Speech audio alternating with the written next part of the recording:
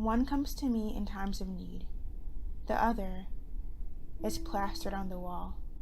One I'll find in a hawthorn tree as I'm taking a midnight stroll.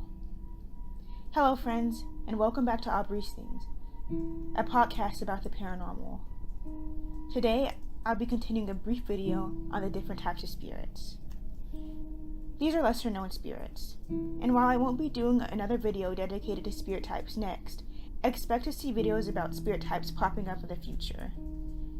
The next video, however, will be about ways to contact spirits. If you're interested in my spirit encounter or the difference between the big three, ghosts, poltergeists, and demons, then look in the description for the link. Today we'll be talking about spirit guides, shadow people, and the Fae.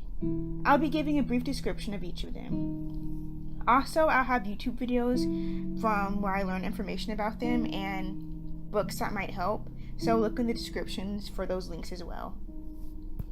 Have you ever had an encounter that you know you shouldn't have been able to make it out of 100%?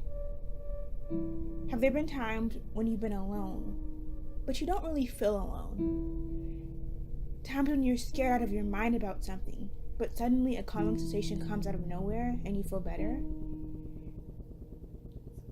Ever met a random person that's helped you when you're down on your luck and disappeared from view within seconds, never to be seen again? And you could feel that there was something off about this person.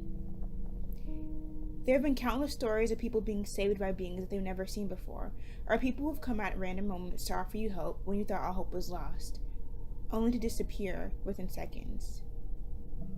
These are called spirit guides. Spirit guides are spirits that are assigned to each of us for the purpose of guidance and protection. They can either be the spirit of someone who was once alive, or an angel. It's not unheard of for spirits and angels to come down to our plane and pretend to be human. This is actually a favorite saint story of mine with Saint Raphael. So, what is a guardian angel? Well, a spirit guide that is an angel is actually a guardian angel.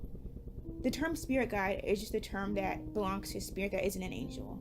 This can even consist of animals. However, a spirit guide that is an animal is just a spirit guide, not a spirit animal.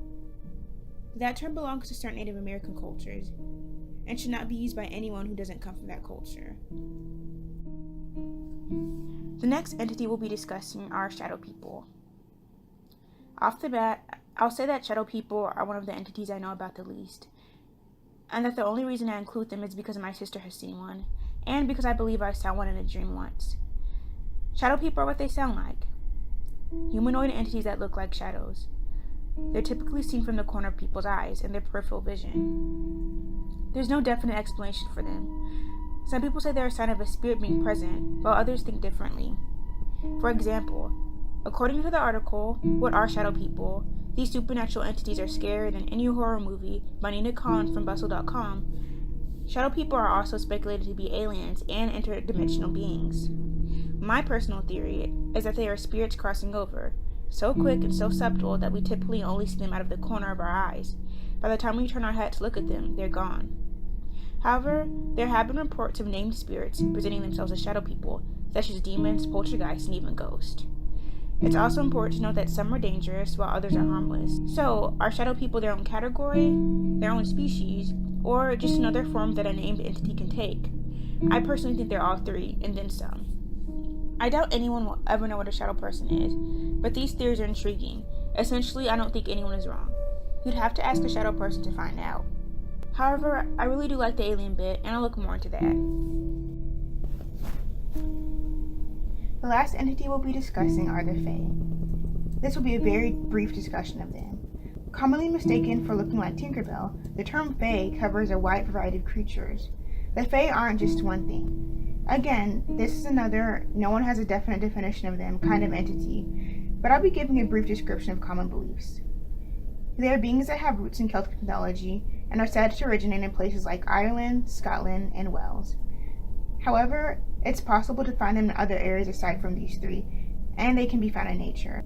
The Fae are typically worked with, and it's not uncommon for witches and other practitioners to invite them into their craft. The Fae have two courts, the unsilly and the silly. The unsilly are typically dubbed as bad, while the silly are dubbed as good. They're polar opposites. However, even when working with a silly or encountering them, it's important to realize that their nature, as Fae typically entail them to be tricksters. It's also very important that you never eat from them or give them your name.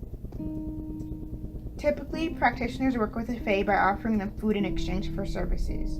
And that's my brief chat about the Fae. In the future, I do plan to do a video involving them that's longer and more informative, same with the other two I've mentioned. Thank you so much for tuning into Aubrey's Things. Next video topic in the Spirit series will deal with contacting spirits and ways in which I've contacted spirits, so stay tuned for that. Thank you so much and have a wonderful evening.